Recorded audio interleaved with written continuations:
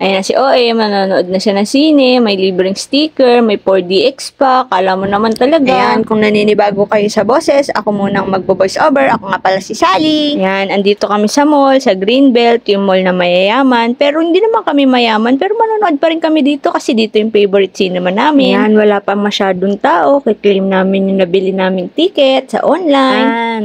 May libreng popcorn. Ay, hindi pala yan popcorn. Sticker pala. Yung stub kasi, may libreng popcorn tsaka tubig. Yan, papanik kami sa taas. Parang hotel, no? Try nyo din dito. Yan, sa Greenbelt to Greenbelt 3 Cinemas. Dito kami lagi nanonood. Lalo na pag may special screening. Baka naman. Yan, picture-picture ko siya dyan. Inside Out 2. Anong emosyon ang meron ka ngayon, girl?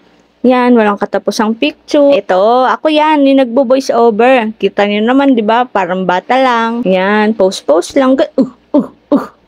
Selfie din kami sa linya-linya namin na t-shirt. Linya-linya, baka naman. Ayan, syempre, matagal pa yung last full show kami dyan kaya kakain muna kami dito. Nagsusushi kami dyan, tsaka tempura.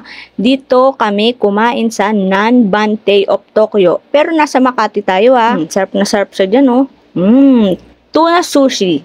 Yan. Bilis naman ang Ayan, picture kami. May kasama nga kami dyan kasi diba dalawa lang kami kanina. Ngayon, yung popcorn na nakita nyo, 3 na. Ayan, ang bilis. Ayan, picture kami with Hana, pinsan niya ni Pao. Sa 4DX nga kami nanood. Ito yung gumagalaw yung upuan para feel na feel mo ang movie. Diba? Wala na akong masabi dito Kasi maganda talaga yung movie. Kaya kung showing pa sa cinema malapit sa inyo, manood na kayo. Uwi na kami, gabi na, last full show. Wala na akong masabi. Inside Out, pagod, inside and out. Tagal ng outro. Selfie siya.